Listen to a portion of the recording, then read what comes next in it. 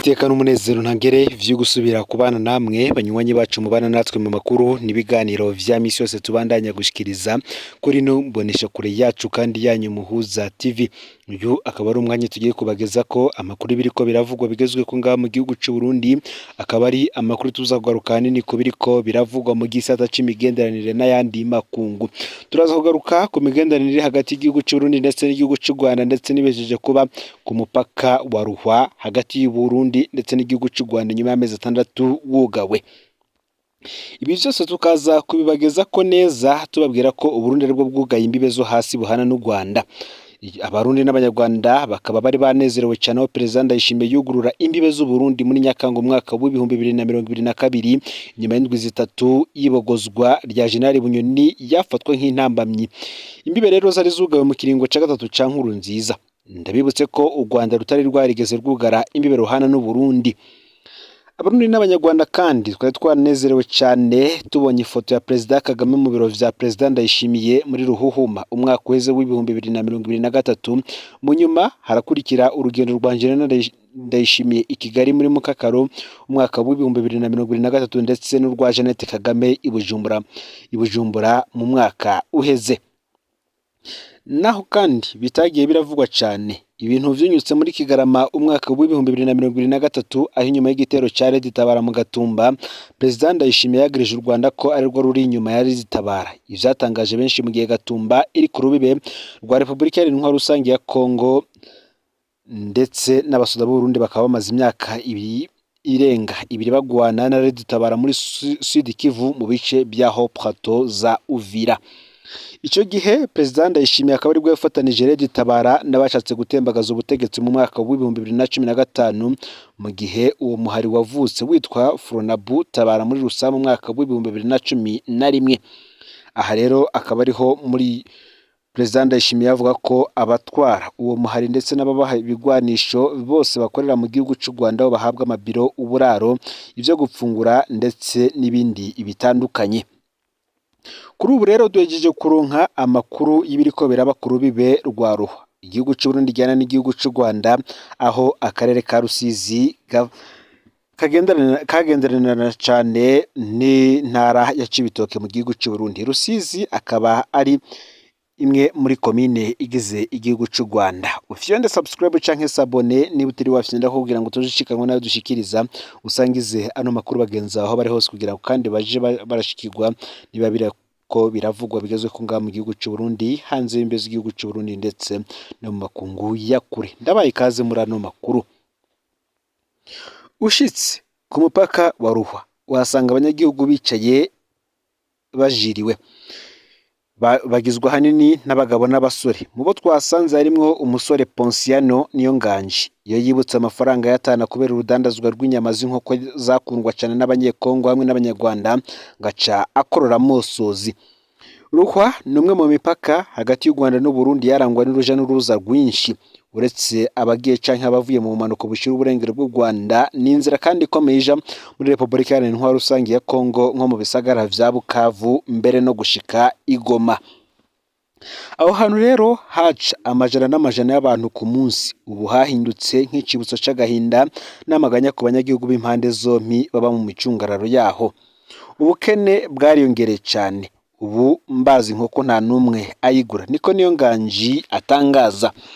Uti inzara iraturembeje, mbere jewe nsigaye ntunzwe no guca ingero. Batarugara ku munsi umwe nararangura inkoko 5 hunguka 50,000. Uca wumva ko ku kwezi kari agatubutse.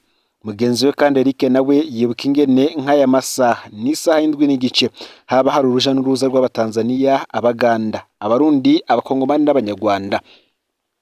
Uti bahashitse babanza gupfungura tukabakira neza, twari dufise naho tubicarika hariya hirya bagafata n'agacupa hanyuma bakabona kubandanya urugendo.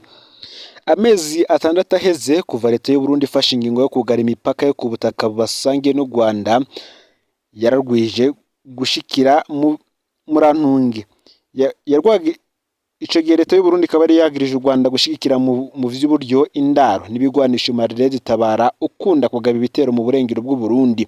Abantu benshi baramaze kugwa muri ivyo bitero cyane cyane mu Gatumba n'Igihanga. Naho rero uwo muhari utera uzananye muri Repubulika ya Demokarasi ya Kongo, leta y'u Burundi ikavuga ko ibikenewe vyose ukoresha bihabwa n'u Rwanda, ivyo ico gihugu naco kikabihakana. Leta y'u Burundi ikabisaba u Rwanda kandi kurungikira ubucamanza bw'u Burundi abo irondeza ku ruhara bo baragize mu kugerageza gutembagaza ubutegetsi mu mwaka w'ibihumbi 2015. Bamwe muri abo ivuga ko bahawe indaro n'u Rwanda. Ico kibazo ni naco cari cyatumye umupaka wugagwa ubwa mbere hagati y'umwaka w'ibihumbi 2015 ndetse n'umwaka w'ibihumbi 2022. Mu kwezi kwa mbere uyu mwaka niho leta y'u Burundi yafata ingingo yo kugara imipaka yose y'ubutaka u Burundi buhana n'u Rwanda. Ababa mu micungararo ya Ruhwa bakabona ko amezi 6 ari menshi cyane ibihugu vyompi bitarashobora kuganira ngo bisubize hamwe. Bemeza ko uruhombo ari runini rwose. Ngo n'amaso arabikwereka. Hari amazu y'ubudandarizo n'ubunywero, ahari amazu y'ubudandarizo n'ubunywero harasivye, ivyatsi vyarameze, ntiwomenya ko yigeze kuba abantu bahakorera. Winjiye kandi muri amwe muri ayo mazu usanga intebe, amadirisha n'imiryango vyarasangutse, ibitagangurirwa imbeba n'utundi dukoko niyo biruhukira. Ahari ibiro bijejwe uruja n'uruza, hari bariyeri iguma yugaye umwanya wose. Biraboneka ko haciye igihe kinini ata modoka ihaca, hacunzwe n'umupolisi aguma yarikanuye. Cibitoke kandi ikaba isanzwe iri mu ntara z'u Burundi zimbukamwo cane imboga n'ivyamwa nk'itomati. Imbere y'uko umupaka wugagwa, abarimyi bo muri iyi ntara bashorera mu Rwanda igice c'umwimbo. Ubu rero bakavuga ko bibaborana kubera kubura iyo babishora. Umwe mu baremyi yagize ati: "Kare itomati tubonye zitubanye nyinshi twaje tuzishora mu Rwanda. Abanyarwanda barakunda cyane ivyimburwa vy'u Burundi. Kandi mu Rwanda nabo batugurira neza kwibeyi riri hejuru, ifaranga ryabo rifise agaciro. Iyo twashoyeyo twataba mu mufuko hifashe neza, ntitwatinya no kunywa agacupa ariko ubu tumerewe nabi." Cezaria Nzimaki, uyu ni umugore yaratunzwe n'urudandazwa rwaho ku mupaka. Utinjewe nadandaza ivyamwa, itomate, intore n'ibindi nk'imicungwe canke mandarena. Ndanguye ivy'ibihumbi 30 ku munsi, narakuramwo ibihumbi 60. Abakiriya ahanini bari abakongomani baca mu Rwanda bavuye za Goma n'ahandi bagaca baza ino mu Burundi. Hari ikindi kandi kidakunze kuvugwa ariko gihanze imiryango itari mike. Abanyagihugu bakemeza ko Abarundi n'Abanyarwanda bari basanzwe bashingirana cyane, bahana abageni. Eric akavuga ko hari Abarundikazi barongowe mu Rwanda, hakaba n'Abanyarwandakazi barongowe mu Cibitoke.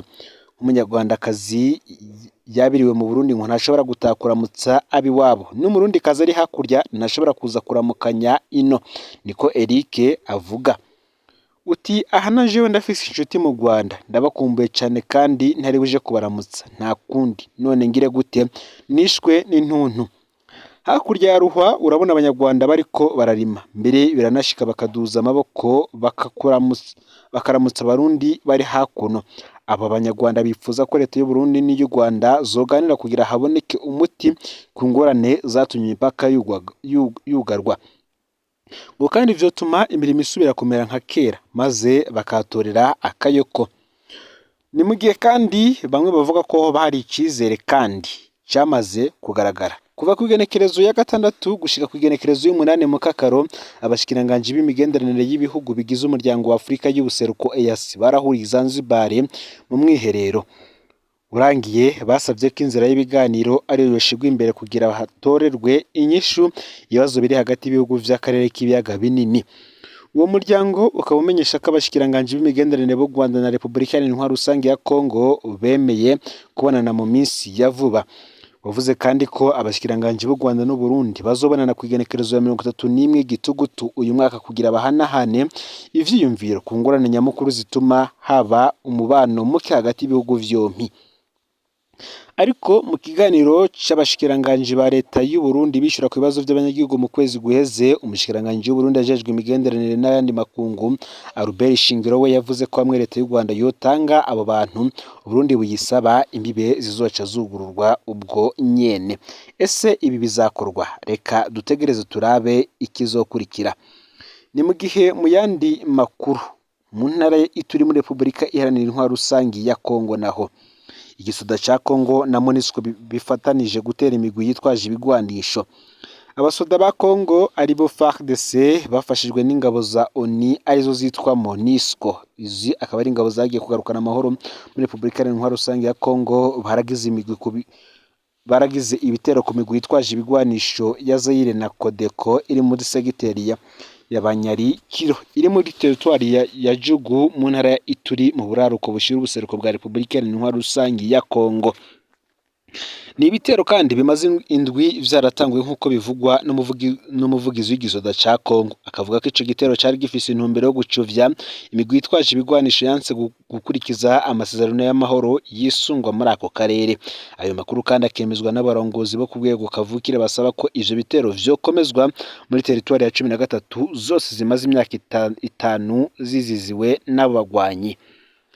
Igisoda kandi kivuga ko casambuye ibigwanisho vyinshi vy'abo bitwaje ibigwanisho mu guhunga ngo abagwanyi ba Codeco barakoze amabi harimo kwica abashinwa ahitwa Abombi n'abakongomani 6 batuririwe mu mazu Ibeba nk'uko amakuru ava mu gisoda abivuga.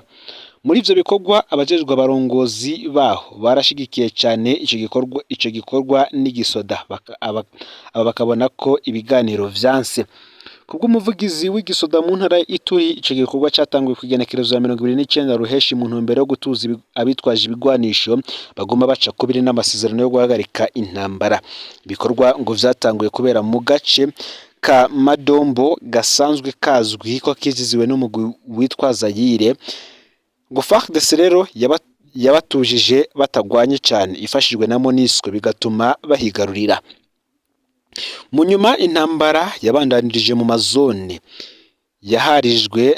yiharijwe na Codeco mu duce twa Itenderi na Liseyi, hamijagirwa amabomba aterwa na kajugujugu za FARDC nk'uko umuvugizi yabandanije abivuga. Abitwaje ibigwanisho bashika 10 barapfuye, abasoda 3 ba FARDC n'umunyagihugu barakomereka mu gihe cyo kugwana nk'uko amakuru ava ku ruhande rwa Kongo abivuga.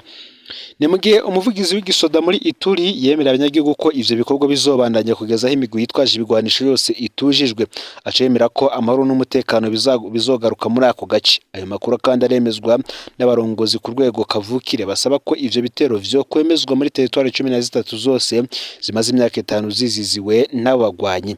Babona ko ibitero bikomeye bikenewe kugira ngo umutekano n'amategeko bigaruke muri ako karere. Ngayo rero amakuru yaragizwe ko muri kano kanya aho uri hose ufyonde subscribe canke sabone niba utari wafye nako kugira ngo tujikanwe nadushikiriza, usangize kandi ano makuru bagenza aho bari hose kugira ngo nabo baje barashikirwa niba biriko biravugwa bigezwe ko nga mu gihugu cy'u Burundi, hanze y'imbizi igihugu cy'u Burundi ndetse no makungu yakure. N'umuhuza TV, Imana iba hezagire ibikorwa byanyu vya misi yose muri ko murakora.